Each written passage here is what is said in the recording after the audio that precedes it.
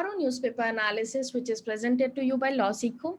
So today we'll discuss important articles from the newspaper of 21st June 2021. We have two important articles for the day. The first is Mind the Vaccine Gender Gap. In this, we'll talk about the gender equality in India and how it affects the vaccination drive in India. The second article is titled as An Oversight That Left Key Provisions of NDPS Act Inoperable.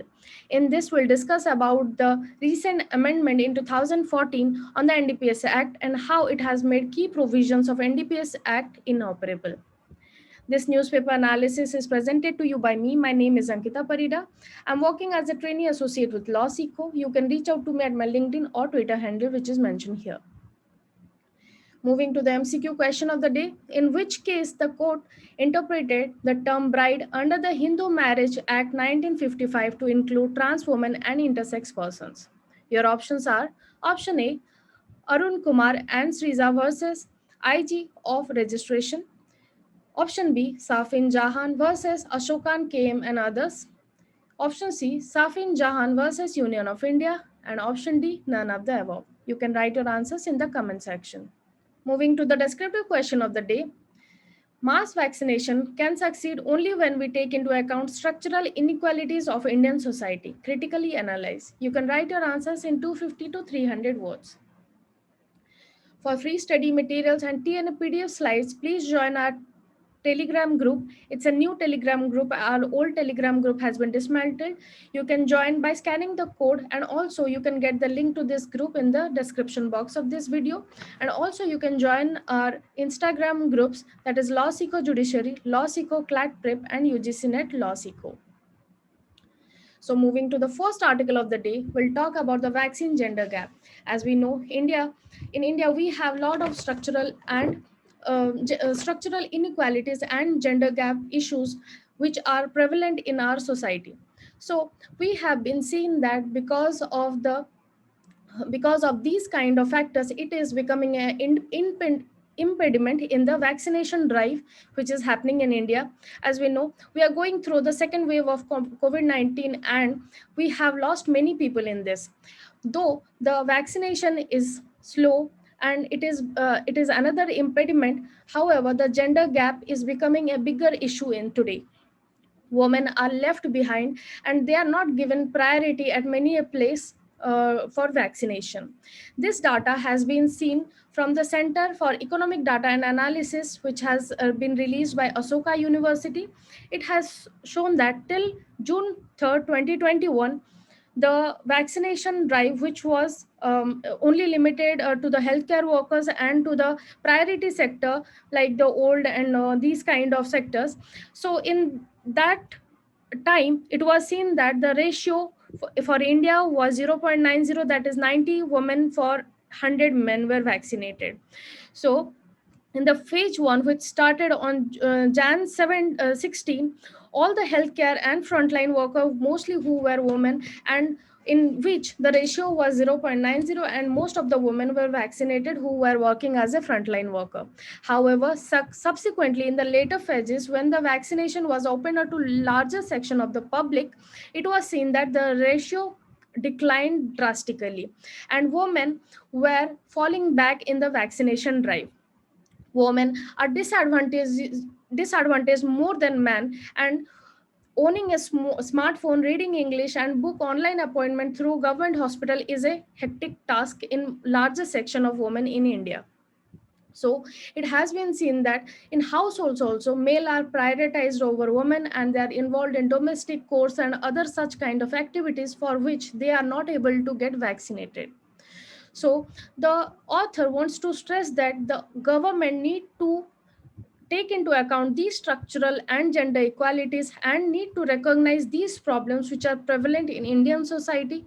Also, it is very much needed that there should be official data. Presently, we do not have any kind of official data for identify vulnerable sections. For example, there is no data for age groups, how many olds are vaccinated, how many young people are vaccinated, what kind of gender like transgender or women or men what is the data for these kind of people who are vaccinated. The official data for these has not been ready yet, and also we need a data in which state how many people are getting vaccinated, and also in the rural and urban residents we need to figure out that how many people are being vaccinated. Report says that women have a higher relative risk of COVID-19 mortality rates, and also Lance in the famous magazine states that in some countries like India, the case of fatality rate is higher among women than men. So it is very evident that women are equally or even more vulnerable to this COVID-19 pandemic. Therefore, they must be also taken on priority. Moving to the second article of the day, it talks about inoperability of the NDPS Act. In this article, we'll discuss what is the NDPS Act, why it was amended, and what provisions in the amendment made the provisions of Section 27A inoperable, and what is the present case. So basically, the NDPS Act is the principal legislation to regulate the operation of narcotic drugs and psychotropic substances. Psychotropic substances are nothing but which exert an effect on chemical makeup of the brain and nervous systems, and it also can be helpful in treatment of mental illness, and sometimes also it is used for um, for for curing the physical pain, such as the morphine has been used as a painkiller.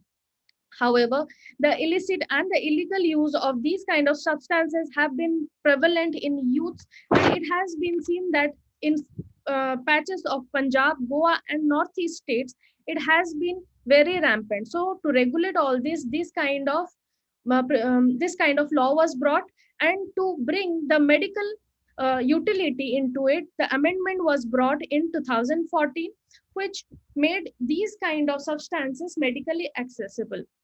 Previously, it was even difficult for the hospitals to access these kind of substance to use them on the patients in a safe way. However, this amendment has brought a huge problem in the act itself, because it has completely omitted some sections, and it had made some section completely blank.